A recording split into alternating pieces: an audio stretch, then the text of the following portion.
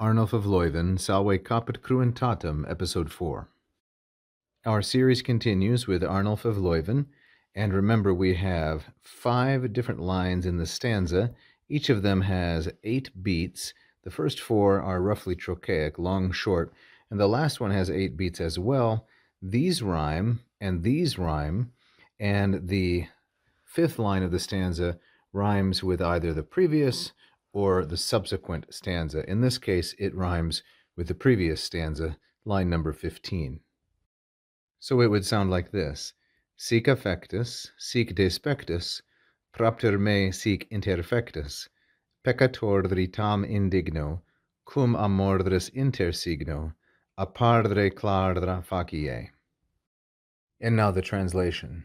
Like that mistreated, sic affectus, like that despised or looked down upon, for my sake, propter me, on account of me, thus murdered or killed. So we have here 3 adjectives, affectus, despectus, and interfectus. They are all masculine, singular, and nominative, and they are participles. So the first one is from afficio, afficere, 3rd conjugation. The second one is from despicio, despicere, also 3rd conjugation. And the third one is from interficio, interficere, also 3rd conjugation. We have the repetition of seek, seek, seek.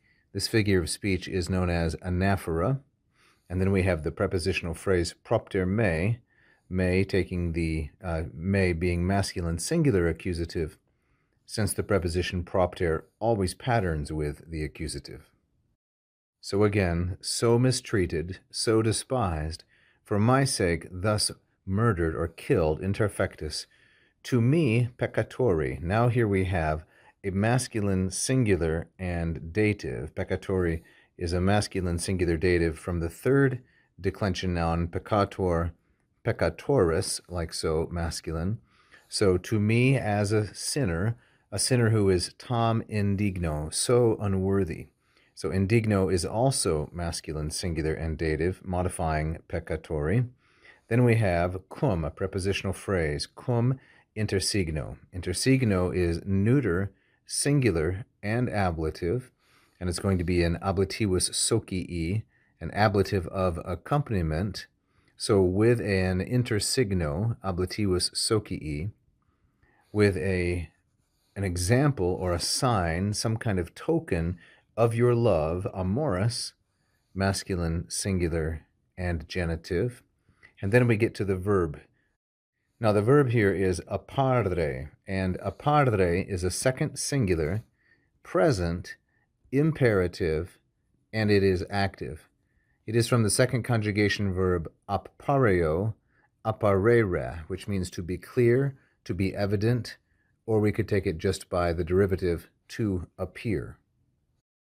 So then it means appear, apardre, appear with a clear face or a calm visage, we might say. Clara and facie, these are feminine, singular, and ablative. I take it as ablative of description. So we have the subject here, nominative, referring to Christ, again nominative, despectus, again nominative, interfectus. Then we have the dative, peccatori, referring to the author of the poem.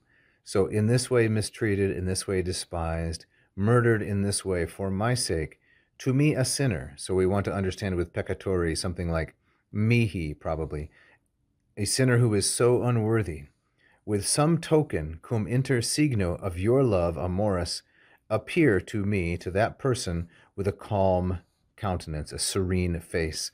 So it's quite natural to have apardre, apardre, like so, plus a dative, and that's why we have peccatori. Thank you so much for watching this free video. I hope that you learned a lot about the classical languages and advanced your knowledge and enjoyment. You can help us keep going with this instruction if you like this video and subscribe to the channel. We've had hundreds of thousands of views in the last 9 years, and we would really like to grow our number of subscribers. If you hit the little bell, you will be notified every time we release a brand new free instructional video. You can also check out one of my Latin or Greek courses at LatinPerDiem.com or mossmethod.com. Check the links if you'd like to study Latin and Greek with me directly. So keep learning morning, and vale tote omnes.